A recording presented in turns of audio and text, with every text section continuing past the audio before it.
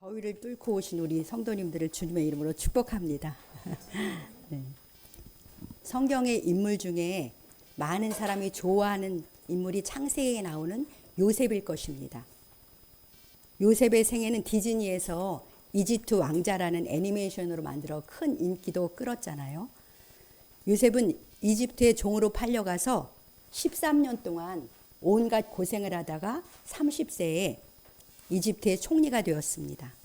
그는 총리가 되어서 당시 이집트와 주변 나라 사람들과 자기 민족을 기근에서 구해요. 그런데 요셉이 애굽의 총리가 되는데 현실적으로 기여한 1등 공신은 누구일까요?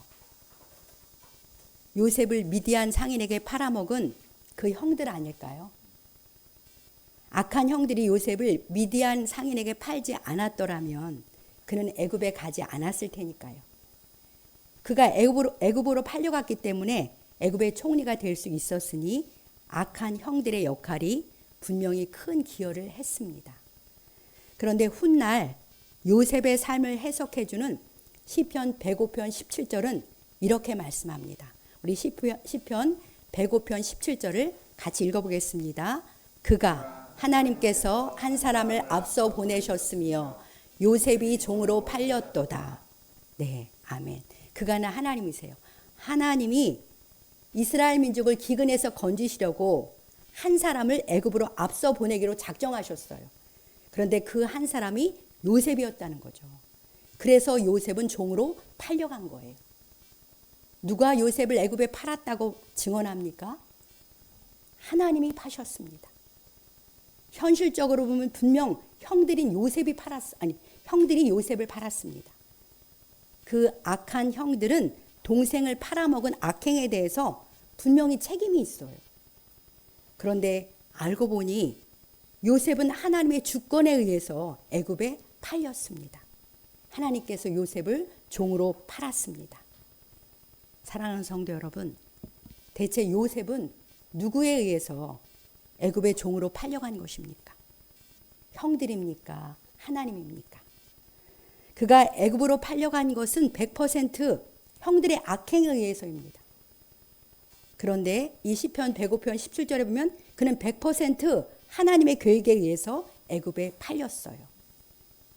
형들이 몇 프로, 하나님이 몇 프로, 도합 100% 이렇게 되면 우리 논리랑 맞는데 이것은 우리의 논리 체계랑 맞지 않는 이야기잖아요. 보이는 현실 세계에서는 100% 사람이, 보이지 않는 영적 세계에서는 100% 하나님이 하셨습니다. 이것은 우리 인간의 논리 체계를 벗어난 거예요. 그런데 성경에는 이러한 일들이 무수히 많습니다. 하나님의 절대 주권과 인간의 책임이 서로 신비롭게 맞물려서 사람의 삶이 어떤 사건이 이루어집니다. 저와 여러분의 삶에도 보이지 않는 하나님의 절대 주권이 항상 작용하고 있어요. 그럼 우리의 구원에 있어서 하나님의 주권은 어떻게 작용할까요?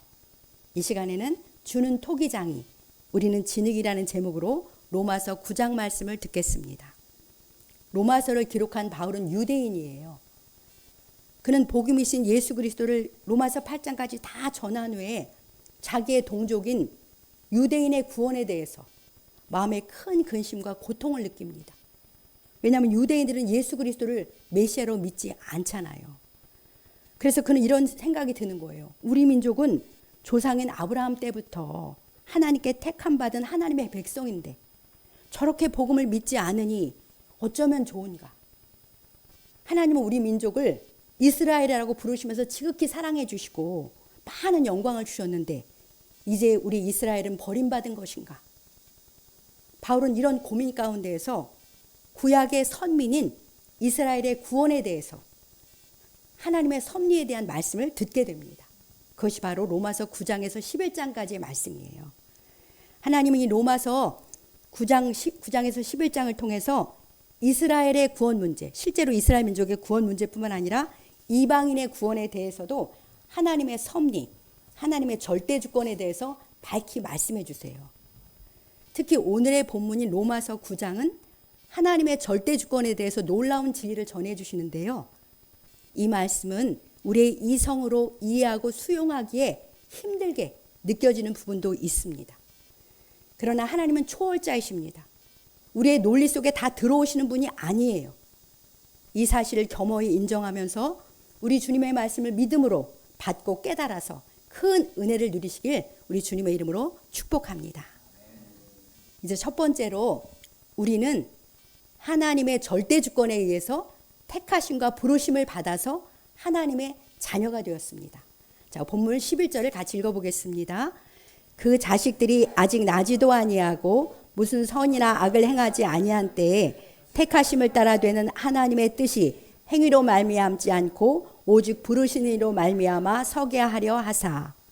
네, 약간 복잡하게 느껴지는데요. 그러니까 이삭과 리브가의 자식들인 야곱과 에서가 있잖아요. 쌍둥이.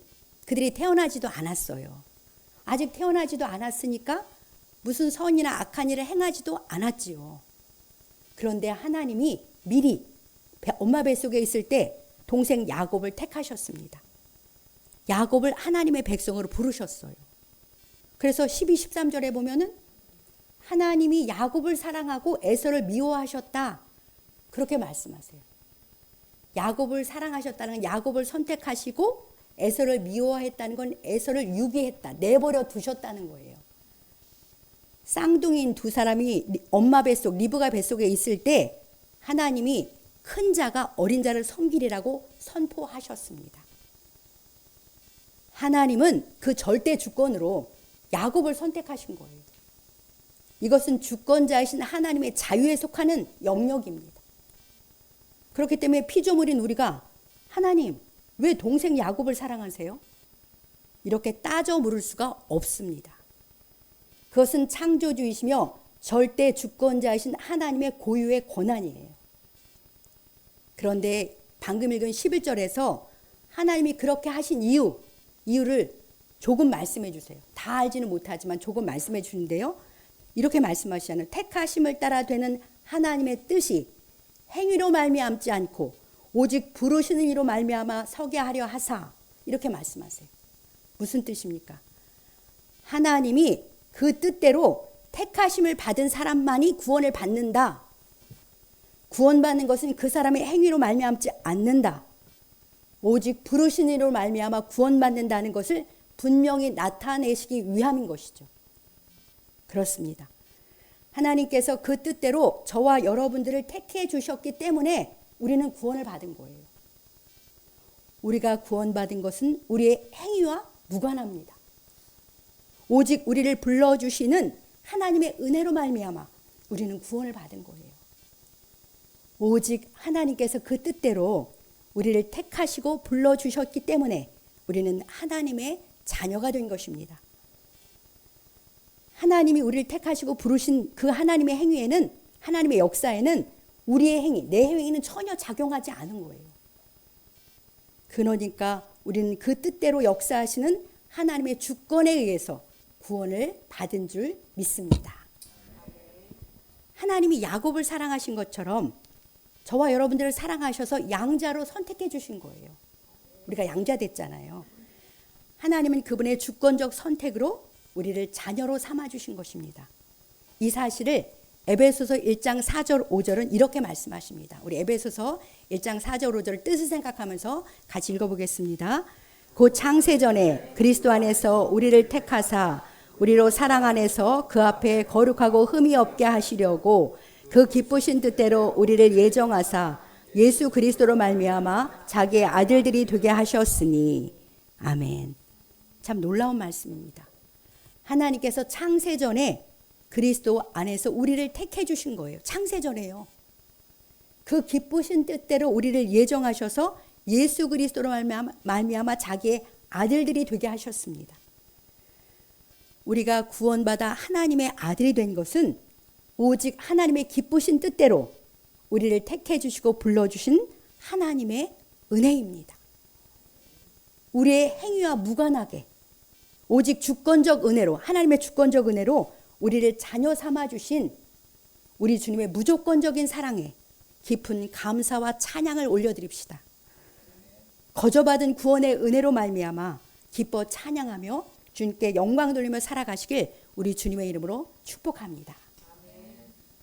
그런데 여기서 우리는 한 가지 의문을 갖게 되지 않아요? 하나님은 왜 일방적으로 야곱을 사랑하시고 에서는 미워하실까?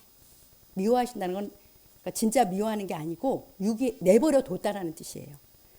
처음부터 열애를 당한 에서에게 불공평하신 거 아닌가? 이런 마음이 들 수 있습니다. 하나님의 주권이 야곱에게는 은혜지만 에서에게는 불의하다고 느낄 수 있잖아요. 이와 같은 우리의 마음을 헤아린 주님은 14절에서 벌써 알고 이렇게 말씀하세요. 같이 14절 읽어보겠습니다. 그런즉 우리가 무슨 말을 하리요? 하나님께 불의가 있느냐? 그럴 수 없느니라. 네, 하나님께서 야곱은 선택하고 에서는 내버려 두신 그 주권이 불의하다고 생각하느냐? 그렇지 않다. 하나님께서는 불의가 있을 수 없다. 결코 그럴 수 없다. 라고 하나님이 말씀하세요. 야곱과 에서의 생애를 우리가 성경에서 보아서 알기 때문에 그 이면을 알지만 오늘 이 본문에서는 절대 주권으로 모든 것을 그 마음의 뜻대로 하시는 하나님은 언제나 의로우시다. 언제나 선하시다고 선포하시는 것입니다. 시편 145편에 보면 여호와께서는 그 모든 행위에 의로우시며 그 모든 행사에 은혜로우시도다 이렇게 말씀하셔요. 주님은 의로우셔서 언제나 의로운 일을 행하신다고 시편을 말씀합니다. 우리는 그 사실을 믿어야 하는 거예요. 사람의 생각, 내 생각으로는 하나님의 절대 주권으로 행하신 일들을 측량하거나 판단할 수가 없습니다. 우리 하나님의 주권적인 역사는 내 인간 생각 너머에 있는 신비에 속한 영역이에요. 앞에서도 말씀드렸지만 하나님은 내 논리로 다 꿰어지는 분이 아닙니다. 좁고 편협한 내 논리 안에 하나님이 다 들어왔다. 그러면 그분은 이미 하나님이 아니지요. 로마서 11장 33절을 함께 읽겠습니다. 로마서 11장 33절입니다. 깊도다 하나님의 지혜와 지식의 풍성함이요 그의 판단은 헤아리지 못할 것이며 그의 길은 찾지 못할 것이로다. 아멘. 네, 11장 맨 끝에 나오는 말씀입니다. 하나님의 지혜와 지식은 너무나 깊고 풍성합니다. 그렇기 때문에 그분의 판단은 우리가 헤아릴 수가 없어요. 그분의 길은 우리의 생각으로 다 찾을 수 없습니다. 그러니까 헤아릴 수 없을 만큼 깊고 풍성한 하나님의 지혜와 지식 앞에서 우리는 늘 겸손해야 합니다. 내가 하나님을 다 알지 못한다는 사실을 인정하고 내 마음을 열고 주님의 말씀에 귀를 기울이면서 계속해서 배워가는 거예요. 제 아무리 성경을 잘 아는 사람이라고 해도 하나님의 뜻과 길을 다 알지를 못해요. 그저 겸손한 마음으로 성령을 의지하며 하나님의 말씀 앞에 마음을 열고 귀를 기울여야 할 줄 믿습니다. 하나님은 결코 불의할 수 없다고 하시면서 들려주시는 주님의 말씀에 계속 귀를 기울여 보겠습니다. 우리 본문 15절을 함께 읽어보겠습니다.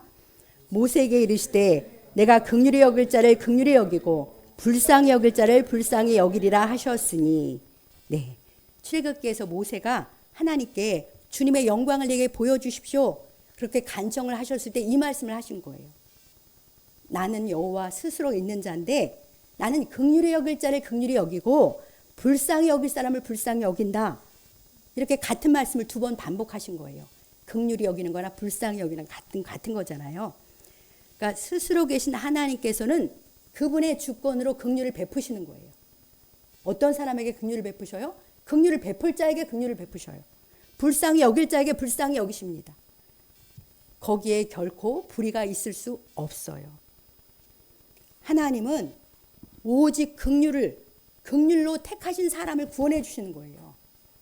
그분이 어떤 사람에게 긍휼을 베푸시는 것은 칭송받을 일이지 불공평하다고 비난받을 일이 아닙니다. 예를 하나 들어보겠습니다.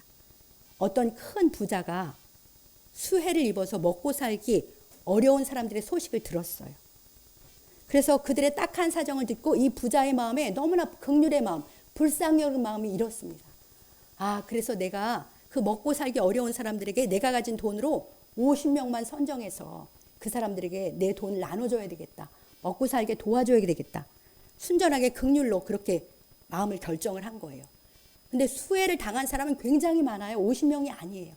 그러나 그는 50명만 선택해서 그렇게 도와주었습니다. 선별해서. 자, 그러면 나머지 사람은 안 도와주고 50명만 도와줬으니까 그 사람 참 불공평하다, 불의하다 이렇게 말할 수 있습니까? 그럴 수 없잖아요. 그들을 돕는 것은 그 부자의 의무가 아닙니다. 그 부자는 그저 긍휼로 자선을 베풀어 주었기 때문에 그 긍휼과 자선에 대해서 칭찬을 받아야 마땅한 것이죠. 이처럼 하나님께서 모든 사람을 구원할 의무를 갖고 있지 않습니다. 주님은 그 자유로운 주권에 따라 긍휼히 여길 자를 긍휼히 여기시는 거예요. 불쌍히 여길 자를 불쌍히 여기시는 것입니다. 그러니까 두 번째로 우리가 구원받은 것은 오직 긍휼히 여기시는 하나님으로 말미암아 우리는 구원을 받았습니다. 자, 우리 16절을 같이 읽어보겠습니다. 그런즉 원하는 자로 말미암도 아니요 다른 박질하는 자로 말미암도 아니요 오직 긍휼히 여기시는 하나님으로 말미암음이니라. 아멘.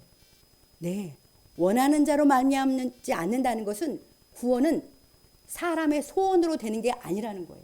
사람이 소원으로 얻는 것이 아니다. 다른 박질하는 자로 말미암지 않는다는 것은 인간의 온갖 노력으로 얻는 것도 아니라는 거예요. 오직 하나님의 긍휼로 말미암아 사람은 구원을 받습니다. 사람의 구원은 오직 하나님의 주권적인 은혜로 이루어짐을 다시 강조하는 말씀입니다. 그렇습니다. 인간은 아무리 구원 얻기를 소원한다고 해도 또 얻으려고 온갖 애를 쓴다고 해도 하나님의 긍휼이 없으면 소용이 없어요. 바울은 누구를 염두에 두었겠습니까? 율법을 철저히 지키면서 구원을 얻으려고 다른 박질하는 자기 동족 유대인들을 생각했을 때 그 노력으로 되지 않는다. 또 선을 행함으로 덕을 쌓고 공을 쌓아서 천국 가려는 사람들의 소원이 있잖아요. 그 애씀이 있잖아요. 그것도 소용이 없다는 거예요. 이런 것들은 우리 인간의 눈으로는 다 가상하죠. 그러나 우리의 원함이나 우리의 노력으로는 구원을 받지 못합니다. 구원은 오직 긍휼히 여기시는 우리 하나님의 주권으로 말미암아 받습니다. 그러니까 저와 여러분이 구원을 받게 된 것은 오직 하나님이 우리를 긍휼히 여겨주셨기 때문이에요. 그렇다고 우리가 특별히 긍휼을 입을 만한 어떤 조건이 있기 때문이 결코 아닙니다. 그것은 하나님의 주권에 달린 거예요. 하나님만 아시는 것입니다. 나의 구원은 나를 긍휼히 여겨주신 우리 주님의 절대 주권에 의해 이루어졌기 때문에 그것을 내가 굳게 믿고 주님 앞에 깊은 감사를 드리며 살아가시길 축복합니다. 그러니까 우리가 다른 사람이 구원받기를 위해서 전도할 때도 우리는 간절히 주님께 기도하잖아요. 제 열심으로 되지 않고 주님이 그를 긍휼히 여겨주셔야 그가 구원을 받을 수 있으니 그 사람 주님 불쌍히 여겨주셔서 구원해 주십시오 라고 간절히 전도에 힘쓰는 것입니다. 기도하면서. 이제 우리 주님은 한 인물을 예로 들으시면서 하나님의 절대 주권이 어떻게 인간에게 우리에게 작용하는지를 보여주세요. 그는 출애굽 당시에 이스라엘 민족을 결코 놓아주지 않으려고 완악한 마음으로 버텼던 애굽 왕 바로입니다. 우리 본문 17절을 같이 읽어보겠습니다. 본문 17절입니다. 성경이 바로에게 이르시되 내가 이 일을 위하여 너를 세웠으니 곧 너로 말미암아 내 능력을 보이고 내 이름이 온 땅에 전파되게 하려 함이라 하셨으니. 아멘. 우리가 출애굽기에서 본 대로 애굽 왕 바로는 10번째 재앙이 내릴 때까지 이스라엘을 자기의 노예에서 놓아주기를 거절합니다. 그는 아주 강팍하고 완악하잖아요. 하나님의 권능으로 재앙이 임하면 당장 이스라엘 풀어줄 테니까 그 재앙을 그치게 해달라고 요청을 해요. 그러면 하나님이 그 요구대로 재앙을 없애줍니다. 그러면 그는 언제 그랬냐는 듯이 뻔뻔하게 말을 번복하면서 이스라엘 풀어주지 않잖아요. 바로는 자기 스스로 자기 마음으로 마음을 강팍하고 완악하게 한 다음에 그렇게 행동을 했습니다. 자, 이것을 출애굽기 8장 32절은 이렇게 말씀하십니다. 출애굽기 8장 32절 같이 읽겠습니다. 그러나 바로가 이때에도 그의 마음을 완강하게 하여 그 백성을 보내지 아니하였더라.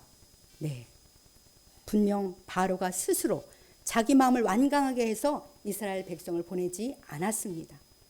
그의 마음이 완악한 것은 100% 그의 선택입니다. 그 책임도 100% 바로에게 있습니다. 그런데 방금 읽었던 17절은 뭐라고 말씀하십니까? 이런 말씀이에요. 하나님께서 바로를 통해서 하나님의 능력이 얼마나 크고 놀라운지를 온 세상 사람들에게 알리길 원하셔서 여호와 하나님의 이름이 온 땅에 전파되게 하시려고 바로의 마음을 완악하게 하셨다. 그렇게 말씀하시는 거예요. 바로의 완악함 때문에 하나님은 큰 권능으로 재앙을 10가지나 내리셔야 했잖아요. 그러니까 첫 번째 굴복했으면 10가지 재앙을 내릴 필요도 없어요. 그 과정에서 여호와 하나님만이 유일한 참 신이심을 온 세상에 밝히 드러내신 것입니다. 이방인인 바로의 마음이 완악하게 된 것까지도 다 하나님의 뜻에 따라 된 것이라고 하나님이 말씀하세요. 놀랍지 않습니까? 바로의 마음이 완악하게 된 것도 하나님의 주권적 역사입니다. 이 사실은 우리가 받아들이기 불편하지만 그것은 하나님이 진실로 선포하시는 말씀이에요. 그래서 이 사실을 18절에서 다시 한번 우리에게 가르쳐 주십니다. 18절을 같이 읽겠습니다. 그런즉 하나님께서 하고자 하시는 자를 긍휼히 여기시고 하고자 하시는 자를 완악하게 하시느니라. 아멘. 하나님께서 하고자 하시는 어떤 사람을 긍휼히 여기셔서 믿고 순종하게 하십니다. 하나님이 하고자 하시는 어떤 사람이야말로 완악하게 하셔서 불신하고 불순종하게 하십니다. 놀랍게도 하나님께서는 모든 사람의 마음을 그 뜻대로 움직이시는 절대 주권자라는 거예요. 우리는 이 엄청난 진리, 한편으로 불편한 진리입니다. 이것을 믿어야 합니다. 이 세상의 모든 일들이 다 하나님의 절대 주권에 의해서 움직입니다. 그러니까 그 어떤 것도 우연은 없어요. 오직 우리 하나님은 하늘에 계셔서 원하시는 모든 것을 행하시는 줄 믿습니다. 모든 것을 그 계획을 따라 이루시는 우리 하나님의 절대 주권을 믿고 주님을 더욱 의지하며 경배하며 살아가시길 주님의 이름으로 축복합니다. 자, 그러면 내 구원에 있어서 내가 할 건 아무것도 없는 건가요? 내 책임은 없습니까? 아닙니다. 내가 예수 그리스도를 나의 구주와 주님으로 믿고 내 마음에 주님을 영접해야 해요. 그래야 내가 구원받고 하나님의 자녀가 됩니다. 내가 구원받기 위해서는 예수 그리스도를 나의 주님으로 믿기로 내가 선택해야 합니다. 우리는 인격적 주체로서 내 의지로 주님을 믿기로 선택할 수 있어요. 이것이 구원을 얻기 위해서 내가 해야 할 유일한 책임입니다. 그러니까 내가 구원받는 것은 100% 내 선택의 결과입니다. 반대로 내가 예수님 믿기를 거절하면 나는 구원받지 못해요. 역시 내 선택의 결과입니다. 그런데 오늘 말씀은 이 믿음조차도 나를 긍휼히 여기시는 하나님이 주신 것이다라고 말씀하시는 거예요. 그러니까 내가 구원받은 것은 100% 하나님의 주권적 은혜이라는 것을 믿으시기 바랍니다. 이처럼 우리의 구원은 하나님의 주권과 인간인 내 책임이 신비롭게 맞물려서 이루어지는 거예요. 구원만이 아니고요. 이외의 많은 영역에서도 우리 하나님의 주권과 인간의 책임은 신비로운 조화 속에서 역사합니다. 이것은 우리의 이성으로는 다 이해할 수 없기 때문에 신비, 미스테리라고 말하는 것입니다. 신비에 속한 이 진리를 우리는 믿어야 하는 거예요. 이 진리를 믿고 나를 긍휼히 여겨주셔서 구원받게 하신 주님의 크신 은혜에 깊이 감사드리며 살아가시길 축복합니다.